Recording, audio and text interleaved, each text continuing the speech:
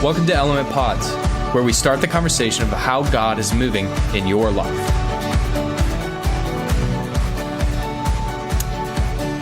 We are so glad that you have joined us today on Elements Podcast.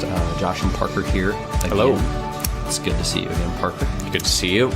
Hey, when we talk about how we live life, how we demonstrate a lifestyle of the gospel with the hopes of showing people who Jesus is, there can be a lot of avenues that we can take. I mean, we've seen the negative aspects of someone maybe with a bullhorn on a street corner yelling at people. Yeah. We've seen real negative things. Mm-hmm. And this is something, Parker, that has been near to you, I would say, in the last few weeks maybe. Yeah. And I would like you to talk a little bit about what you feel like it means to live a gospel lifestyle. I like that. You kind of referenced one of my points of entry into this conversation. I think we all kind of have the wrong, we understand and we recognize the wrong way to do this. And it's because it's always the loud people with picket signs and you know, screaming at people and telling them how awful they are and all this different, these different approaches to screaming at people.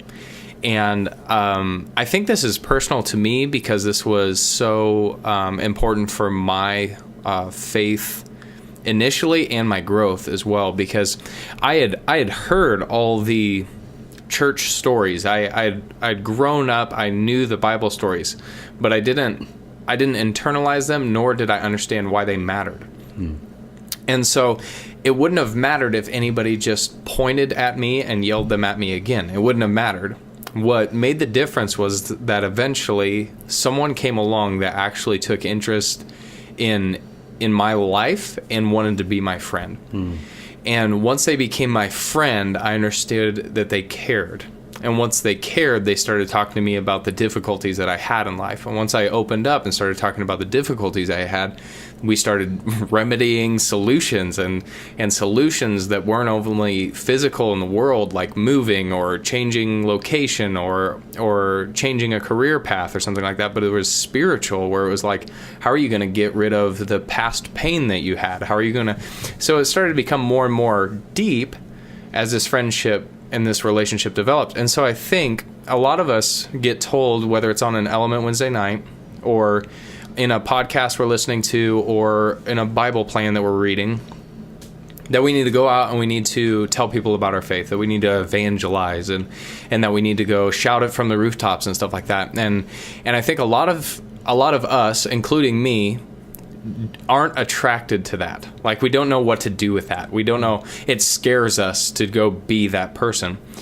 And what I'm learning in life is reaching people for Jesus Christ looks like true relationships.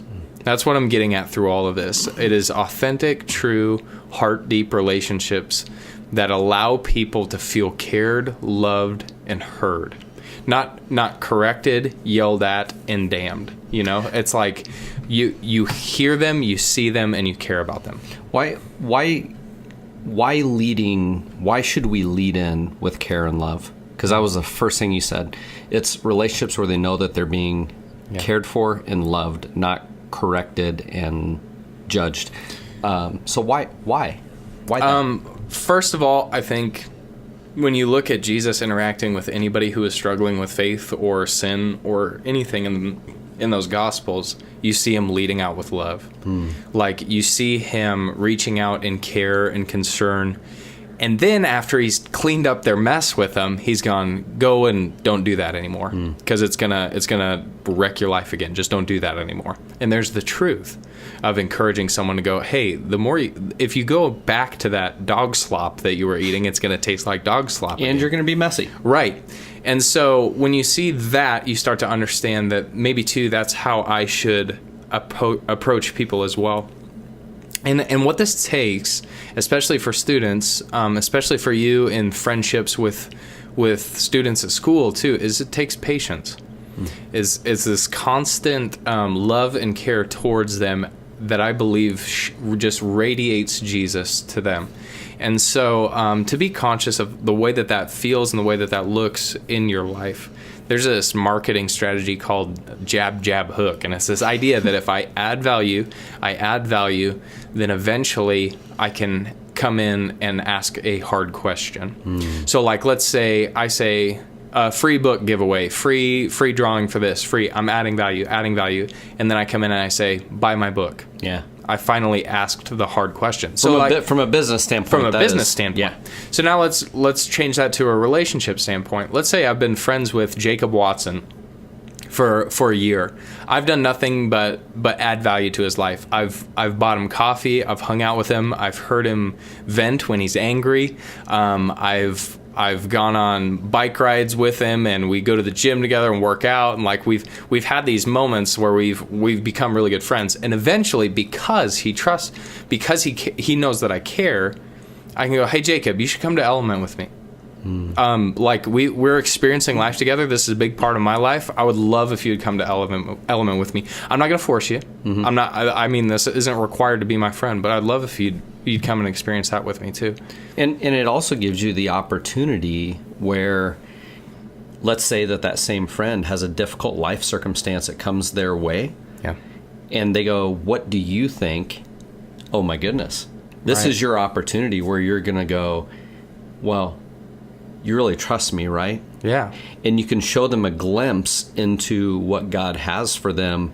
Right. Even outside of a church service or no, you can go, right. I've been your friend for a long time and I've seen this. And since you're asking, I feel like you trust me. I want to share this with you. Yeah. And that reminds me too, like, and even in that moment, you as a student who's sharing with your friend, the phrase that I always revert back to when I'm not sure where my friend's at spiritually, but I want to talk to him about spiritual things, I usually lead off with the phrase, in my personal experience.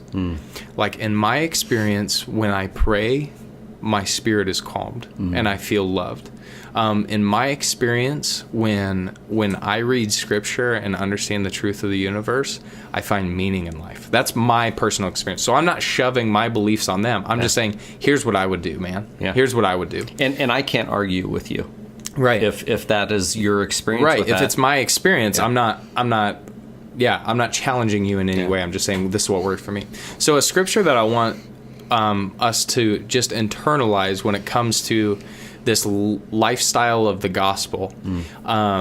It comes from James chapter 1, verse 19. It's this idea that we are slow to speak, but very quick to listen. And I think that makes a good friend. Think of one of your best friends right now.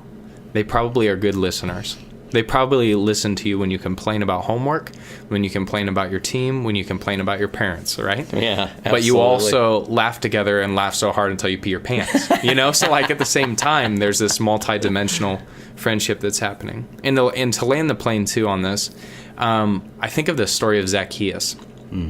This is a great example of the gospel in action in the lifestyle of Jesus, and he approaches this man who's totally just an outcast. We talked about being the other in society, and in another podcast, and Zacchaeus is totally the other in this situation.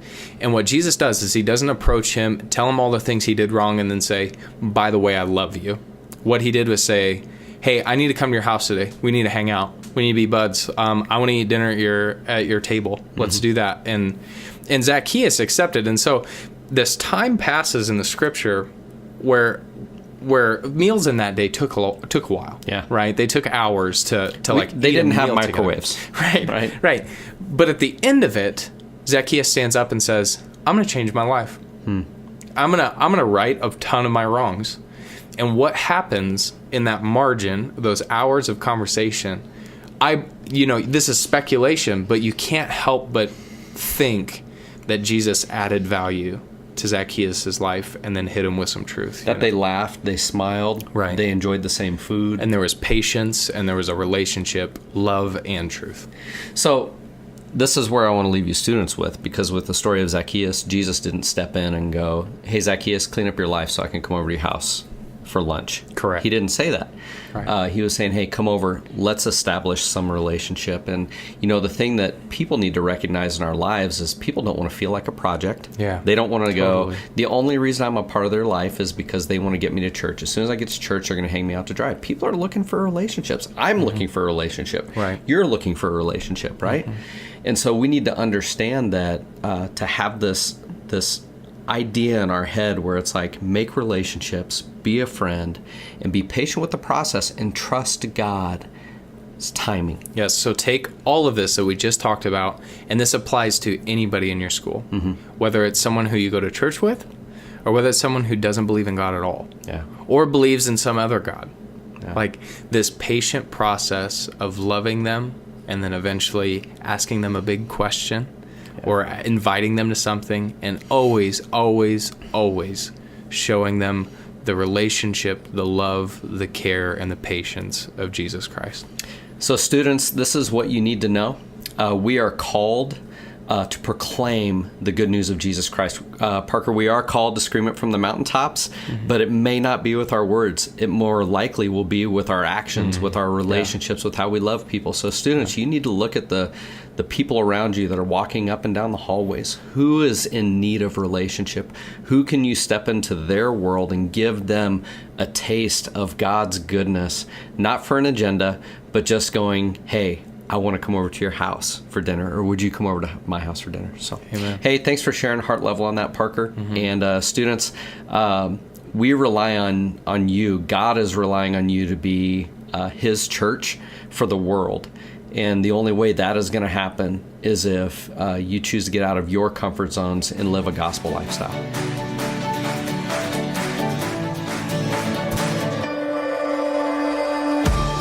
Thanks for tuning in to Element Pods. Make sure you subscribe to this feed for future conversations about God at work in your life.